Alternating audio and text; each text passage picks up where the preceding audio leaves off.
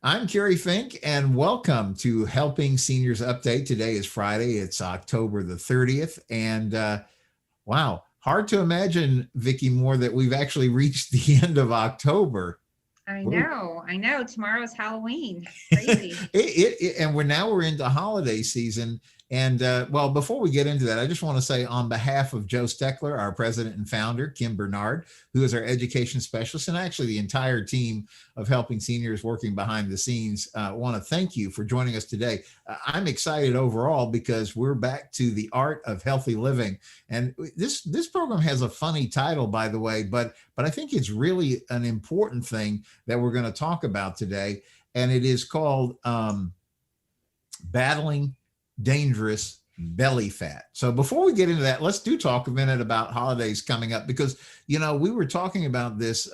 First of all, we want to thank everybody who got involved in the Helping Seniors car raffle and made that actually the most successful Helping Seniors car raffle to date. Joe Steckler, our president, he said that set a new record for helping seniors, which is absolutely phenomenal considering the fact that we couldn't really get out to car shows, senior expos, all the COVID kind of things. We weren't even able to have an event in the American Muscle Car Museum, which I know we were all looking forward to doing. We actually ended up doing the drawing outside in the front portico of the American Muscle Car Museum, and we pulled the winner's name, Troy Darling, who is in Indianapolis, Florida, and he picked out this beautiful, beautiful 2020 Chevrolet Camaro. So like Vicki, you and I were joking. So in 2019, the winner took the Dodge Challenger. Karen Hoodless, who won that car, she picked that car. This year, Troy Darling picks out the 2020 Camaro. So it's all tied up 1-1. It's going to be fun to see what happens in the 2021 car raffle. But Mark Pylock, the owner of the American Muscle Car Museum, he is keeping his promise and saying, hey, listen, I'm going to open up the museum as soon as COVID clears, so that everybody who has their Helping Seniors car raffle tickets is going to be able to join us. Unfortunately, like everybody else, who actually knows when that's going to happen? We're sort of thinking maybe February. We're hoping for February to be able to do that. So hold your tickets because we're going to have a nice party as the new year gets started, is what I believe is going to happen. And hopefully that's going to be the kickoff of the 2021 Helping Seniors car raffle, since it was such a good help to the work of helping seniors this year. So Vicki, you've got your tickets. You're still ready to go for that, right? Yeah, I'm looking at my tickets right now. I have them in a special spot so I don't lose them because I cannot wait to check out the car museum. Yeah, Very it's an amazing place. But what we were talking about leading into this is just what you had mentioned. We're a day from Halloween, and then we get Thanksgiving, and then we get the holiday season with Christmas and New Year and everything that's going on. And so my question is, you're in the health, you're really close to the ground, keeping an eye on all this too. Um, we really want to be careful. Here we are. They told us at first, 30 days, stop the spread, and everybody was really good about that. And I guess to some extent, I get concerned about people getting too complacent. And while I was disappointed we couldn't have the event at the American Muscle Car Museum, I think keeping us safe is really a good thing. And so I agree with the decision that we had to push off the public party because last year we had like 2,000, almost between 2,000 and 2,500 people out there, and it was a tremendous event. But now they're telling us, even for like Thanksgiving and Christmas and things like that, to be careful about the number of people gathering. And I guess I'm never sure exactly what the right answer is, but I just know the things that we have done all year have kept us safe, wearing the masks and keeping the social distancing and washing our hands and not going out if we're not feeling well. Those really seem to be making the difference. Yeah, definitely. And I know it seems so frustrating sometimes, just, the mask wearing and all of that. But yeah, I do think it's making a difference. I think people are staying healthy. I had someone tell me yesterday that they've noticed that they haven't gotten the sniffles or just the little bugs they used to get because they dealt with people in close proximity a lot and they tended to get that a lot.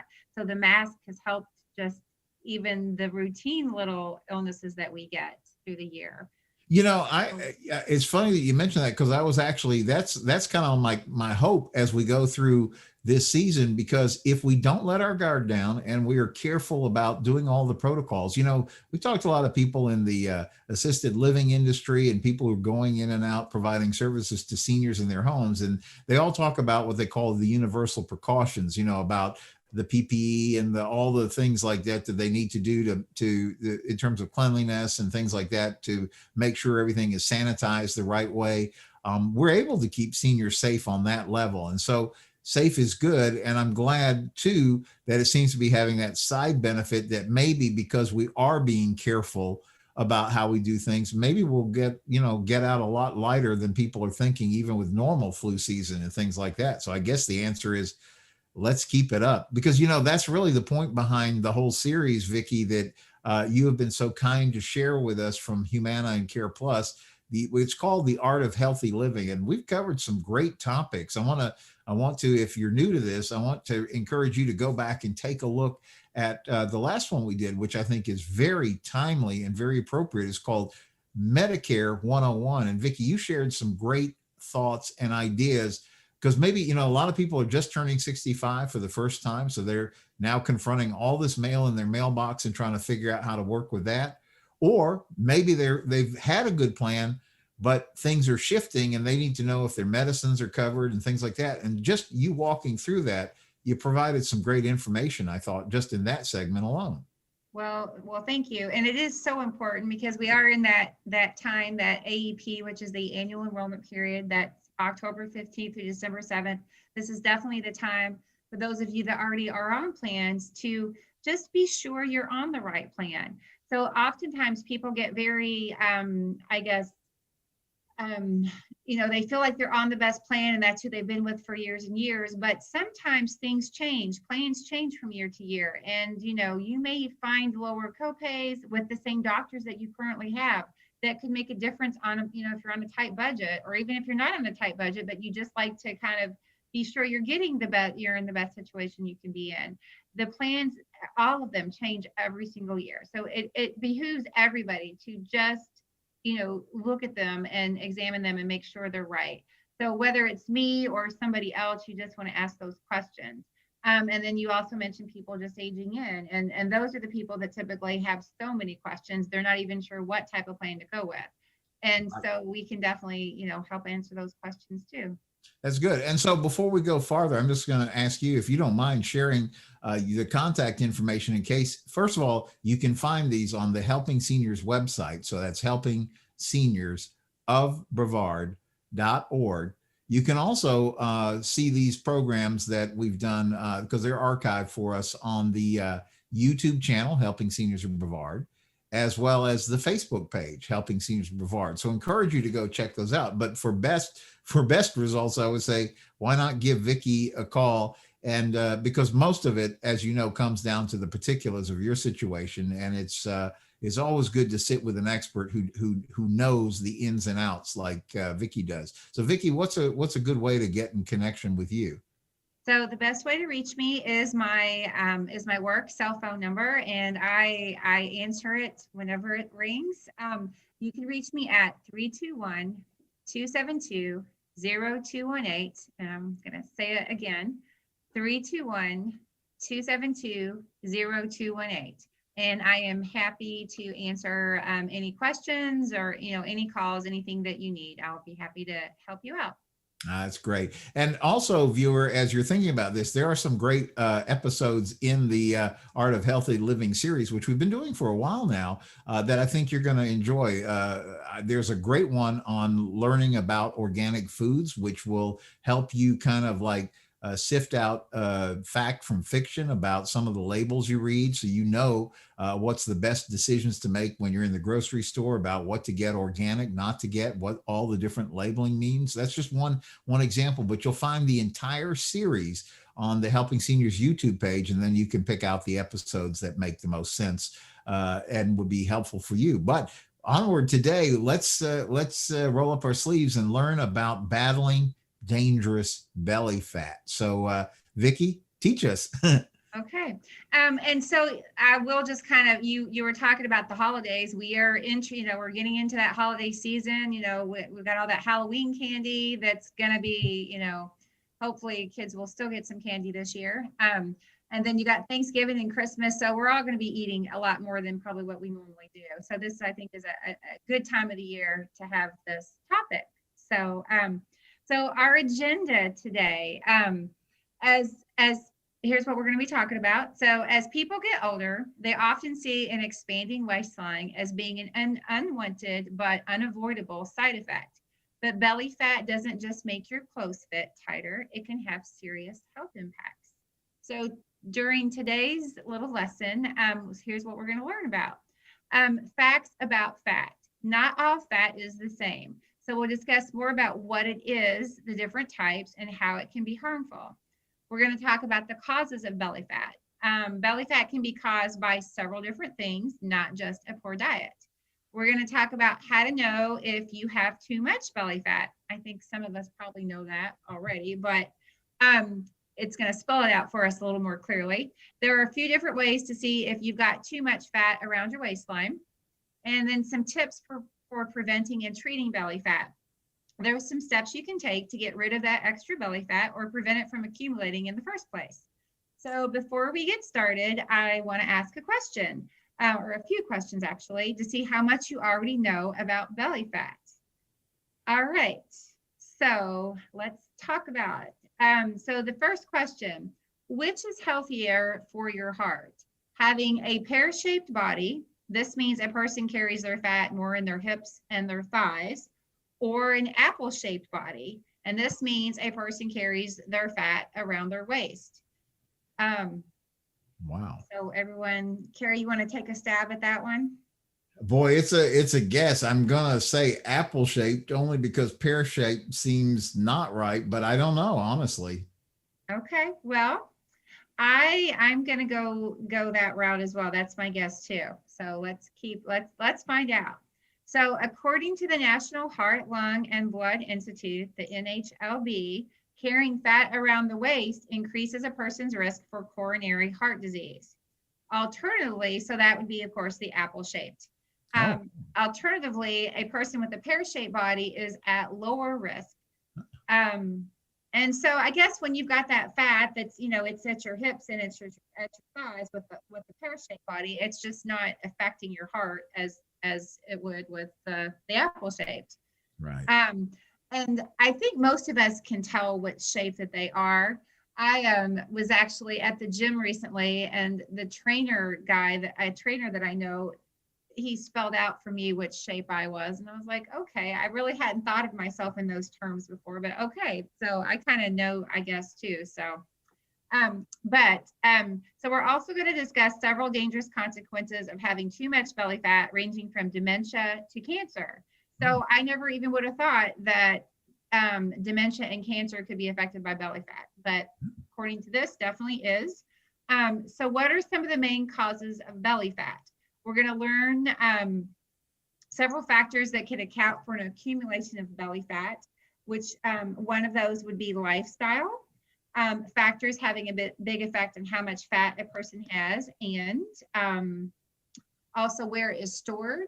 But there's also stress, there's age, and genetics that can also play a role in how that affects things. All right, so let's talk about important facts about fat. Body fat tends to get a bad reputation, but it's actually an important part of the body. Fat is one of the basic components of the human body. Along with muscle, water, bones, and your organs, it helps keep things functioning normally. So some of the different things that body fat does to help us function normally are: it stores extra calories for energy. It stores the excess calories you eat in a safe way so that the fat stores can be mobilized when you're hungry. It helps regulate your metabolism by releasing hormones. Fat releases hormones, which are the chemical messengers that start reactions in the body to help with growth, immunity, reproduction, and other aspects of basic metabolism. It also keeps you warm. Fat cells can directly sense the temperature, and they respond to cold temperatures by releasing heat as energy to warm you up. It protects vital organs. Fat acts as a cushion to protect the vital organs in the body. Some of the fat in your body isn't visible to the naked eye, meaning it lies far below the surface and acts as a shock absorber for organs like the liver and the stomach. So you've probably heard people say, you've got plenty of, I've got plenty of fat on my bones to, that's why I don't get cold in the wintertime. Whereas you see somebody that's maybe a little thinner and they're like, oh, you probably freeze in the wintertime. So according to this, that really does make a difference. The more fat you have on your body or, in your body definitely can keeps you warmer. So that's pretty interesting. Now, I didn't mention this at the beginning, but also I want everybody to remember that I am not a medical doctor. So if, anything that you hear in this program, and you have your own concerns or questions, be sure to always, contact your physician for anything that relates to your actual health. All right, muscle and fat are very different structures. Muscle, sometimes called lean body mass, is much less dense than fat, meaning it takes up less space in the body than fat pound per pound. So while fat cells tend to store calories, muscle cells burn extra calories. So even when you're resting, the muscle in your body is actively burning calories, which increases your metabolic rate. So there are two types of fat in the body. You got your subcutaneous and your visceral. So let's learn more about each one. All right, so you can see there, hopefully on the slide, it kind of gives you a visual. The subcutaneous is more the type that you can actually squeeze, and then your visceral is inside of your body. According to Harvard Health, in most people, about 90% of body fat is subcutaneous, and the remaining 10% is visceral. Subcutaneous fat is the kind you see and you pinch. So if you poke your belly right now, everybody, if you want, poke your belly. If you poke your body right now, you feel the fat that you feel is your subcutaneous fat. While it may be unpleasant, this type of fat isn't considered to be all that dangerous to your health, according to Harvard Health, which I never really realized that. They always say, doctors always warn, you don't want to be heavy, but they're saying that fat isn't really what's bad for you. It's the visceral fat, also known as your belly fat, is the kind that is located deep inside your abdominal wall that surrounds the abdominal organs like your liver and your intestines. And it can also be stored in an area called the omentum. And that is a flap of tissue that lies under the abdominal muscles and blankets the intestines, which you don't see a picture of that, but that is what they're referring to. So everyone needs some visceral fat to provide cushion and protection for your organs, but too much can increase your risk of many dangerous health conditions, according to Harvard Health. Subcutaneous fat just sits beneath the skin and doesn't do that much. But visceral fat doesn't just hang out. It is a biologically active part of your body, like an organ, that secretes lots of nasty hormones and substances. So according to Harvard Health, scientists did not realize fat was biologically active until the mid-1990s. Visceral fat makes proteins called cytokines, which can trigger inflammation, a risk factor for heart disease and many other chronic conditions. And I know you hear that inflammation word, so I feel like so much more often these days. And that is one of the things that if you have a lot of inflammation, that apparently does trigger a lot of health issues. Visceral fat also produces a precursor to a protein called angiotensin, which causes blood vessels to constrict and blood pressure to increase. Visceral fat also secretes more retinol binding protein, the 4-RBP4, than subcutaneous fat, which is a molecule that increases insulin resistance.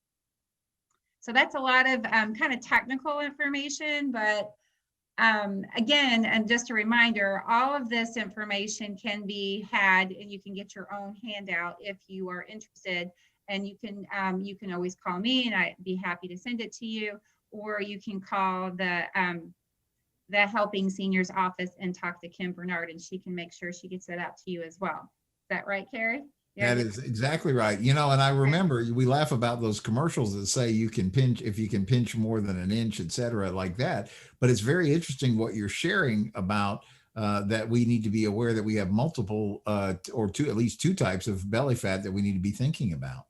yeah, definitely. And it's just not the kind of, I mean, I mean, many of us think, oh gosh, I wish I could lose a couple pounds. And you think about that, you think about fat often, but you don't think about the good fat and the bad fat. And Right. yeah, there's definitely a difference. All right, so now the consequences of belly fat. Those nasty hormones and substances that visceral fat secretes can cause a lot of problems inside the body. Let's start with dementia. According to Rush University Medical Center, people with high amounts of belly fat in middle age are a 3 to 3.6 times as likely to develop memory loss and dementia later in their life. This may be due in part to the fact that the protein responsible for metabolizing fat in the liver is the same protein that controls your memory. People with too much belly fat have less of this important protein. And again, I mean, honestly, this is the first I've really realized that belly fat was any kind of a contributing factor to dementia. Had you heard that before, Carrie? No, this is like this is good information because it's causing me to think about things that I really hadn't, confronted before. Right, right. All right, so next up is cancer. The American Cancer Society recommends specifically avoiding a buildup of belly fat to reduce the risk of colorectal cancer. In a recent study published in the journal Oncogene, researchers identified that a specific protein released by visceral fat called fibroblast growth factor 2, FGF2, may cause a non-cancerous cell to turn into a cancerous one and encourage tumor growth. According to the Mayo Clinic, belly fat also increases your risk of sleep apnea. Now, I've heard that one before. That, of course, is a dangerous sleep disorder that occurs when a person's breathing is interrupted while sleeping. This may be because the fat located deep within the abdominal wall can restrict the movement of the diaphragm, and so the lungs are not able to expand as much as normal. Then there's stroke. According to the National Stroke Association, extra fat around your midsection increases your risk of heart attack and stroke. This may be due to the presence of too much artery clogging cholesterol in the bloodstream. As we've already discussed, heart disease is linked to belly fat too. According to Harvard Health, visceral fat releases hormones and other substances that promote inflammation and raise the risk of other heart-related conditions that contribute to heart disease, like high blood pressure, high cholesterol, and diabetes. And lastly, we've got diabetes. According to the National Institute of Diabetes and Digestive and Kidney Diseases, belly fat may produce harmful hormones and low-level chronic inflammation that causes insulin resistance. In a few minutes, we're going to talk about some steps to help get rid of the harmful belly fat. But before we do, it's important to understand that what causes it to happen in the first place. All right, so according to the Mayo Clinic, belly fat can be caused by several different things. Many are controllable, meaning you can do something about it. Others are outside of your control. First, we're going to talk about a poor diet. With too many calories is a big contributor to belly fat. Weight is largely regulated by diet. People who consume large amounts of calories are more likely to have excess visceral fat. This makes overeating a common culprit. Second, a lack of physical activity may lead to belly fat. People that aren't active will burn fewer calories, have less lean body mass, and slower metabolism than those who are active. This leaves them more susceptible to weight gain. And then thirdly, chronic stress releases a chemical called cortisol, which may affect where fat is distributed, according to the University of New Mexico.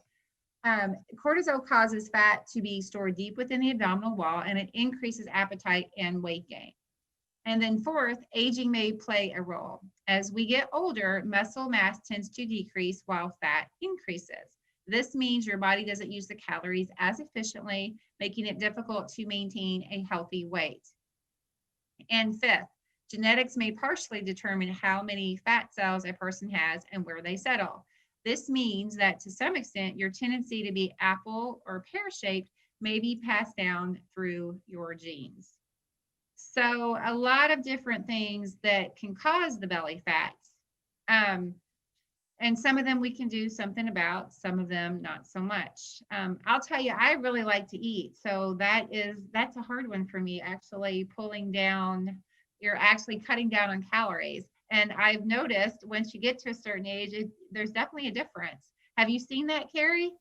Yeah, it's interesting. It seems like as we get older, we want to eat, and then it's not as helpful as it was when we were younger.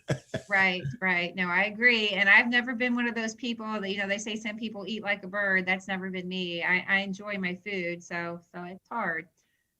So let's talk about how much belly fat is too much. You may be wondering how much belly fat is too much. According to the National Heart, Lung, and Blood Institute, a healthy waist measurement is less than 35 inches for women and less than 40 inches for men. To measure your waist, you can wrap a measuring tape around your waist at your belly button while standing up in a relaxed position, preferably with a bare abdomen. And then you're going to make sure the tape measure is level all the way around, and it should be snug, but not pulling your skin in or tight. So that's something good. So maybe today after you watch this, you grab one of those tape measures and you just kind of figure out where you are. That would be a good thing to do. All right, simple ways to fight belly fat. Now that we've talked about what belly fat is, what causes it, and the dangerous consequences that may come from having it, let's talk about what we can do about it. There are many things you can do to keep your visceral fat at bay. Always keep in mind that small changes can lead to big results. For the remainder of today, we're going to discuss 4 simple steps that can help you control your belly fat. One thing to note is to lose extra fat and keep it off long term, you want to aim for slow and steady weight loss. Experts recommend losing no more than 2 pounds per week. So, if any of you out there have been on those diets that are supposed to be, bigger chunks at one time, typically those aren't going to be the best for you, or they're just not going to work as well. As we discuss each of these changes, let's think about small steps you can take in your life to help improve your health, and make note of any questions you have for your doctor. All right, so the next thing we're going to talk about is eat a healthy diet. The best diet to follow to control belly fat is one that is balanced. This means it's rich in fruits and vegetables and also contains moderate amounts of whole grains, lean protein, and healthy fats. And I'll just throw something out there. I last year found out that I have celiac disease. So I, of course, cannot eat whole grains. I have to be gluten-free at all times. So of course, all of us are individual and all of us are different. So you've got to, do what is going to work the best for whatever your health situation may be. Your diet shouldn't be too high in calories. According to the Centers for Disease Control and Prevention, eating excess calories leads to weight gain and increases your risk of belly fat. In recent years, there's been an uptick in specific diets promising to help whittle away your waistline.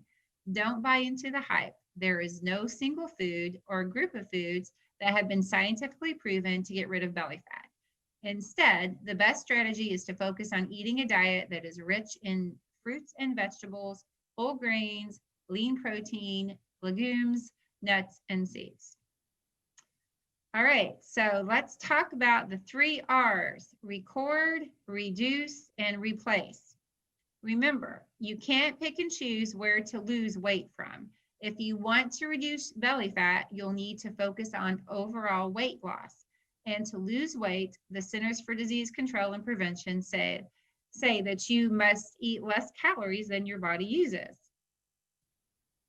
Since 1 pound is equal to 3,500 calories, you have to reduce your calorie intake by 500 to 1,000 calories per day to lose 1 to 2 pounds per week. So for many people, one of the most difficult components of losing weight is changing their eating habits. These 3 steps may help. First, start by recording everything you eat and drink for a week. The more details you can give, the better. You're going to want to write down what you ate, how many calories that it has, the time that you ate it, and how you felt before and after. If you have a small phone or a tablet, there are lots of apps out there now that you can, help you keep track of that as well. Um, Next thing you want to do is try to reduce the number of calories you eat by about 500 per day. Look at your food log and identify changes you can make to increase or to decrease your daily calorie intake. So I know just on a personal level, there's lots of little things that you can do. I do think for me, being diagnosed with celiac, no gluten, that changed a lot of the things that I eat. I definitely never eat fried foods anymore. And I've really cut down on a whole lot of different things. And at the beginning, for me, I think I quit eating chips and I quit eating sweets, and I was really strict about what I ate. But as I've progressed with this, I've realized that there's a lot of bad for you foods that I can still eat. So there's plenty of desserts and lots of things. So I've started eating more ice cream, whereas before I was eating yogurt. So little things like that. And I've just told myself recently, I've got to, get back to the yogurt and not the ice cream, because it's those little things that you don't even think about that can really start to add those calories. And I know by switching just from ice cream to yogurt, I can reduce the caloric intake that I'm taking. So it's just those little things that can really make a big difference. Replacing unhealthy eating habits with healthy ones can help with this. There are many changes you can make, including reducing your portion sizes, ditching the sugary drinks, whether, instead of drinking Cokes or even Diet Cokes, try to drink water, or even just anything that just doesn't have all that sugar in it. Cut out your desserts and your other sweet treats, as I was saying. Meal plan and prep ahead of time to avoid impulse. And I know that can be tough. I know a lot of us are really busy, and it's not always the easiest, but if you can meal prep, if you're able to do it, plan for the week on a Sunday versus, trying to scramble each day, it really can make a difference and affect, make sure you're eating the healthier foods. Because I know with my job, oftentimes, especially this time of the year, out late, oftentimes, and so it used to be easy to go through the drive-through, and now I'm making a conscious effort. Well, I can't even hardly do that anymore with the celiac, so I have to make a much more conscious effort of what I can eat. So that really can make a big difference. You want to avoid, that impulse eating. Slow down and avoid cleaning your plate. And I will say I'm guilty of that. And my mom and dad never made me clean my plate. I just feel obligated to clean my plate for some reason. If you aren't really hungry, find another way to feed your feelings. Call a friend, take a walk. If you often find yourself eating due to boredom, anger, sadness, or being tired. So those are some good ideas. Any comments on that, Carrie? No, it's all good information for us to be thinking about as we tackle this. A lot of it, I was encouraged where you were talking about that it's not necessarily as much a specific diet or something that we're trying to follow, but it is about reducing the calories and making those smart choices, like you were saying about maybe selecting yogurt over the ice cream or things like that. Right. And and I'll be honest, I was never a big yogurt lover, but I really kind of really started enjoying looking forward to it every night. So sometimes even when you think you can't do it, it's just those little changes that you can get used to, and that can make a big difference for you. All right. Absolutely. Yeah. So another thing that would not normally have associated with belly fat is sleep. Wow. So they do suggest getting plenty of sleep. The right amount of sleep may help control belly fat too. Just think about how you sleep, or your lack of sleeping. It affects your diet, how it affects your diet and your exercise habits. So when you're well rested, you're more likely to make healthier eating choices, and you have more energy to be active. So you want to aim for 7 to 8 hours of sleep each night. There was a 2014 study that was published in the journal Obesity, where researchers found that participants who slept less than 6 hours per day and more than 9 hours per day gained significantly more visceral fat than those who slept 7 to 8 hours a night. So those aren't even huge differences, but apparently just those little differences do make a difference. The secret to better sleep is to experiment and find what works for you. There are so many sleep strategies out there. Stay on schedule or on a schedule. Create a wind down routine each night. They say avoid the television, watch out for caffeine, etc. It can be hard not to feel overwhelmed. Understand that what works for someone else may not work for you. So it is going to be, you may have to experiment a little bit and see what does make a difference for you. What you can do or what you shouldn't do that helps you get to sleep each night. One thing which seems to help most people is to keep a regular schedule. So your body really does like routine. So set a regular bedtime and try to wake up at the same time each day. If you need to nap to make up for lost sleep during the night, take naps at the same time each day. You should also make sure your bedroom is cool, dark, and quiet, and remove those electronic devices like TVs. And I will just say, I am a nighttime TV watcher. That is one thing that really does wind me down at the end of the night or at the end of the evening. So I do like to watch TV in bed, but I typically don't have a problem falling asleep at night. So you kind of just have to know your own body and know what works for you and what doesn't work for you. What about you, Carrie? Are you a TV watcher at night or? Well, yeah, actually, yes. And so, as I'm hearing you go through all these excellent tips, what I'm gathering though is that if we're willing to make some small adjustments and start like kind of pushing, rowing in the right direction, I guess I would say, it seems like that's the place we need to start. And I'm really happy to hear, quite frankly, that it doesn't have to be like all or nothing, that you can actually start incrementally going in the right direction on this. So it seems very good, like good information all the way through. Right. No, I totally, yeah, it is good information. And I think, yeah, so if you're out there and you feel like, if while I've been doing this presentation, you've gotten out the tape measure and you've measured and you're like, oh no, okay, I know I need to lose some of this. So, I mean, it could be baby steps. It doesn't have to be all at once, and just, start making those small changes. And I think you will start to see those inches, start to fall off. All right. So the last thing, you want to be active. So during the day, if you're active, just this is kind of going back to sleeping at night, but if you can stay active through the day, and, it's been different for all of us with COVID. And obviously I think we're kind of coming out. I mean, people are definitely more active now, but, for with my job, I mean, I used to be somebody that was in my car and on the go every single day. And to being a person that is at home on a computer at my desk all day long. So that was a big change for me. And I'm somebody that likes to be active. So I made a point to make sure I was walking every day or taking a break, at lunchtime. Just whatever it is that you can work into your schedule to keep yourself active, because those little things are so important. And so the next thing we want to talk about is managing your stress. And this is also a time, I mean, this is, as we know, a crazy year. 2020 will go down in history as being just the craziest year, I think.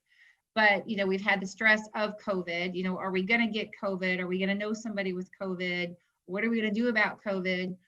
And then the whole political thing, which, we don't want to go into that, but I know a lot of people are stressed, what's the outcome of this election going to be? So we've just had huge stress factors this whole entire year. And, that's an important part. They can play an important part in our bodies and belly fat. So just remember, when you're stressed, your body, or just know your body does release a stress hormone called cortisol. If your stress is chronic, your cortisol levels can get too high. According to the Mayo Clinic, this can disrupt all of your body's processes and increase your risk of weight gain. In addition, when you're stressed, you're more likely to reach for unhealthy, high-calorie foods, according to Harvard Health. So luckily, there are several great ways to blow off steam and fight the stress that you may be feeling. First, of course, is exercise. It can be a great stress reliever. And I, for one, can testify it definitely helps me. And it gets 2 thumbs up because it's another way to get rid of belly fat. So you're by exercising, whatever it is you enjoy doing, you're keeping your stress level in check and you're burning calories. So you need to find an activity though that is going to work for you and that is relaxing.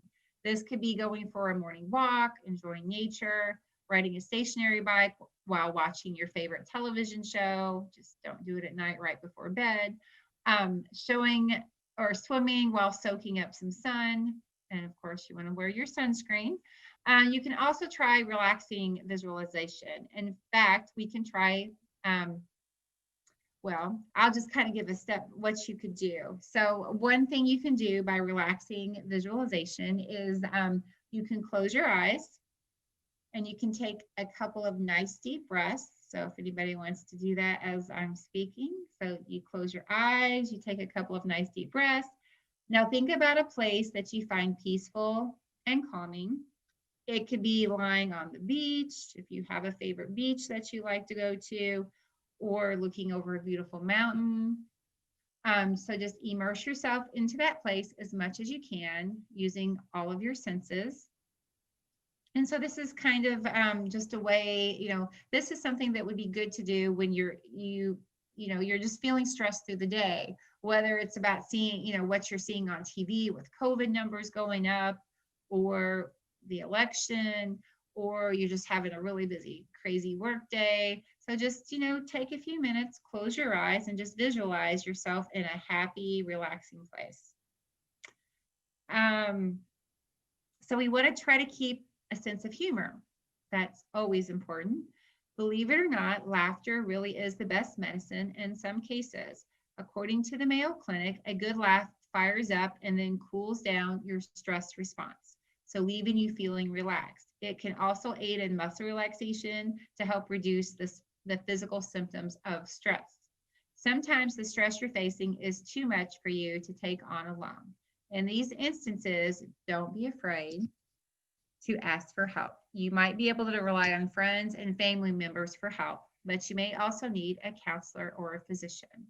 So make sure you reach out, whether it's, being in a group message with your family and friends and sending jokes to each other all day long. I know that's something I do with my family, which is kind of fun. We, fun memes are always flying through the day. And sometimes if you're having a bad day, that can definitely put a little smile on my face, I know for sure.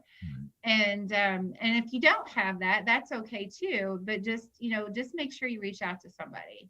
Right. All right, stay physically active. So exercise works to prevent and reduce the buildup of that belly fat. So many people think that the best exercise for getting rid of belly fat is by doing crunches and sit-ups, but that's called spot reduction and it just doesn't work. So it's good to get a balance of 2 types of activities. You want to get your aerobic exercise and resistance training. So aerobic exercise is one of the best ways to reduce your belly fat. That could be walking, dancing, swimming, cycling, tennis. Those are all really good options, but anything that gets your heart rate up will help. And aerobic exercise is going to burn calories while you're doing it. This helps account for the trimming of the belly fat. The Centers for Disease Control and Prevention recommends that healthy older adults get at least 30 minutes of moderate level aerobic activity every day. So over time, you can slowly add more to increase your calorie burn even more. Strength training is going to help improve your strength and increase your lean body mass. So the more muscle and lean body mass you have, the higher your metabolism. It also helps you stay strong and independent, which, this is, we're helping seniors, and that's so important. I think everybody wants to stay strong and independent. And so these are all going to be things, not even just reducing, you're going to be reducing belly fat, but you're doing so many other good things for yourself. The CDC recommends that older adults incorporate strength training exercises at least twice per week on non-consecutive days.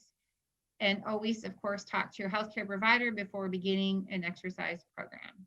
So bottom line, guys, try to keep stress out of your life. Stay active. Reduce calories. These are all things that can help with the overall losing, decreasing your body fat or your belly fat if you have too much.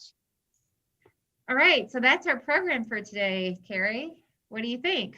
Again, what I'm encouraged by, and I tell you, one of the things I really like about this entire series, The Art of Healthy Living, is the fact that none of it is talking about anything that's like a crash program. I mean, even like when you were just talking about the exercises, you said, listen, it's not really the belly crunches or things like that that make the difference. It's basically about consistently moving and getting to a place where you're doing these things on an ongoing basis. So I think what's encouraging about it is it's telling us that if we start making some small steps in the right direction and get those habits going the right way, we're going to make a big difference in terms of how our health is doing overall.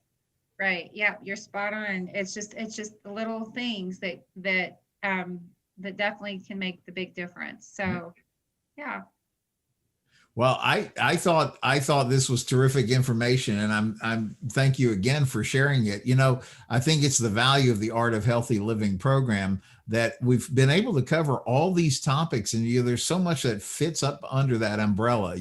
We've covered everything from how we can look at things that will improve our mood through food. That was one of the topics that we covered, and I remember. We talked already about the organic and how that works. And then we've talked about, but I thought what was particularly interesting was today, this topic of belly fat, because, you turn on the TV and you see commercial after commercial that's always talking about, how to get rid of stubborn belly fat. But I think the tips and steps that were in today's program really help us a lot down that whole road. So I'm just excited and think it's just great to see us keep moving forward on the Art of Healthy Living. It's part of what we do with the Helping Seniors updates, and these happen every other Friday. So we will be back. We're on October 30th, but we'll see you again on I believe it is going to be November the 13th is the next episode. Right. Yeah. And I believe we're going to be talking about caregiving.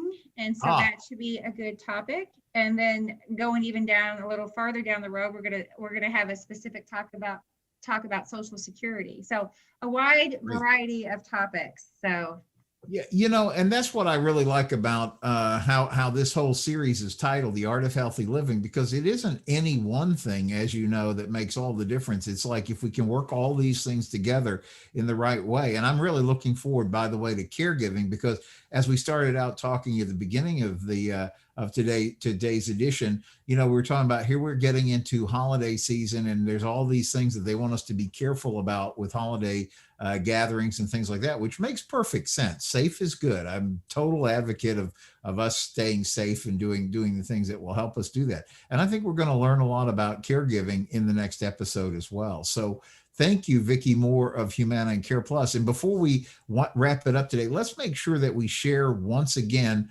the contact information. So you may have a question that came up today from one of the topics we covered. You may want to call Vicki and ask if you could get a copy of this program. Certainly invite you to share what you've learned today with friends and relatives and people that it may be helpful to. And then also, just because here we're sitting in Medicare enrollment time, and you're probably getting your mailbox flooded with information and trying to make sense of it, and giving an expert like Vicki a call really could be a good way to kind of like sift through and make sure you're getting the best information. So Vicki, how do we get in touch with you? So Carrie, you can reach me, or anyone can reach me at my cell phone number that is 321-272-0218. And again, it's 321-272-0218. That's great. Well, thank you, Vicki, again for taking the time. I know it's a busy time of year for you with all the open enrollment. Plus, you guys were just listed again as 5-star, if I'm saying that correctly. We're so excited to get that designation again for the third year in a row with CarePlus. And so it's a great honor, and it's an honor that gives us some flexibility, or gives everybody out there some flexibility, because with that, it allows you to, I mean, of course, we're in that open enrollment period, or that annual enrollment period now, but if for some reason you haven't made a decision, or if you miss that period, with us being a 5-star designated plan, that allows us a special enrollment period, which allows people to enroll in the plan all year long. So Even you better. may think you're on your best plan right now, but maybe, 4 months into 2021, you think, oh, shoot, I'm not liking this about this plan, or I wish I had gone this direction. You do have that special enrollment period where you're allowed to do that. Such great information. All right, one last time, the phone number. It is 321-272-0218. All right. Well, thank you, Vicki Moore, for joining us today on the Art of Healthy Living. It's part of the Helping Seniors Updates. We'll see you again for Helping Seniors Update for the Art of Healthy Living on the 13th. And of course, we'll have some other episodes keeping you up to date on what's going on around Brevard County in the meanwhile. So on behalf of Joe Steckler, our president and founder, and Kim Bernard, our education specialist, the entire Helping Seniors team, we hope that you'll take all the COVID precautions. Let's stay safe. Have a great weekend. And we'll be back next week with more on Helping Seniors Updates. See you then. Thanks, Carrie. Bye-bye.